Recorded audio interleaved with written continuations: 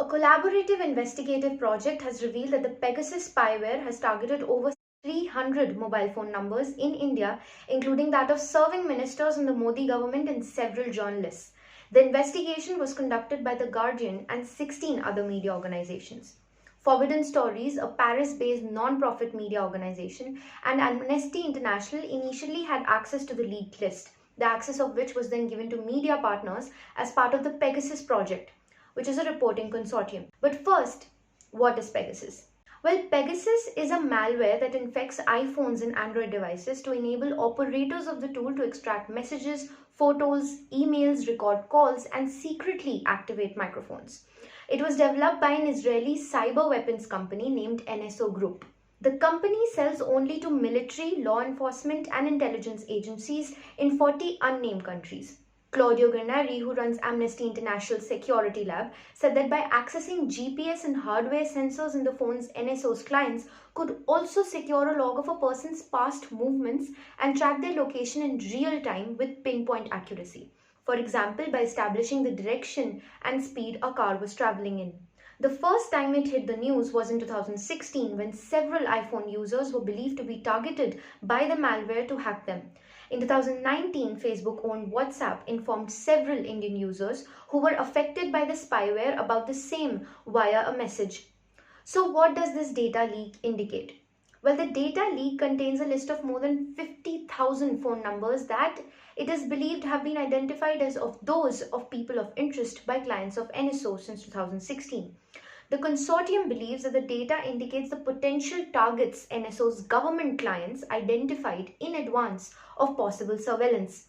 While the data is an indication of the intent of hacking into a device, the presence of a number in the data does not strictly reveal whether there was an attempt to infect the phone or whether any attempt succeeded. However, a forensic examination of a small sample of mobile phones with numbers on the list have found tight correlations between the time and date of a number in the data and the start of Pegasus activity. What is the most alarming is that in some cases the correlation can be seen in as little as a few seconds. So who are the clients of the NSO? NSO claims to sell its tools to 60 clients in 40 countries but refuses to identify them. By closely examining the pattern of targeting by individual clients in the leaked data, media partners were able to identify 10 governments believed to be responsible for selecting the targets. Azerbaijan, Bahrain, Kazakhstan, Mexico, Morocco, Rwanda, Saudi Arabia, Hungary, India, and the United Arab Emirates.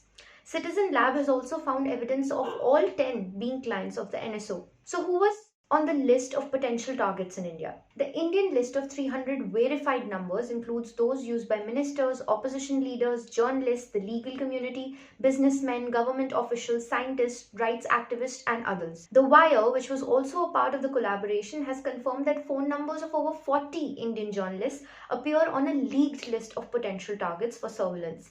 And forensic tests have confirmed that some of them were successfully snooped upon by an unidentified agency using Pegasus spyware.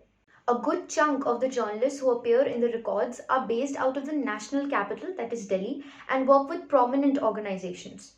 The leaked data includes the numbers of top journalists at big media houses like the Hindustan Times, including executive editor Shishir Gupta, India Today, Network 18, The Hindu, and Indian Express. Two founding editors of The Wire are on this list. Its diplomatic editor and two of its regular contributors, including Rohini Singh, is also on the list. Singh's number appears after she filed back-to-back reports on the business affairs of Home Minister Amit Shah's son, Jay Shah, and Nikhil Merchant, a businessman who is close to Prime Minister Narendra Modi.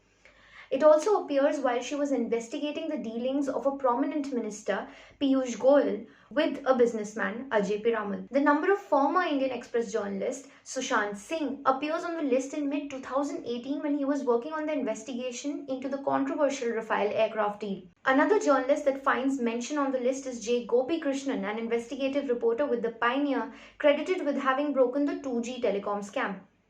NSO will not confirm whether the Indian government is a customer, but it says only vetted governments are its clients, making the usage of the spyware by one or more official agency.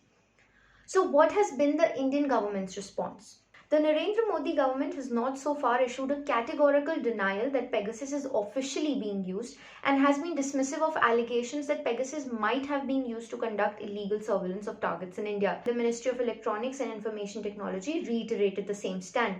Meanwhile, the NSO group has also said it does not have access to the data of its customers' target, and the consortium has made inaccurate assumptions about which clients use the company's technology. It said the 50,000 number was exaggerated and the list could not be a list of numbers targeted by governments using Pegasus. The usage of such a highly intrusive form of surveillance, something that is also illegal under the Indian law because it involves hacking, is highly alarming.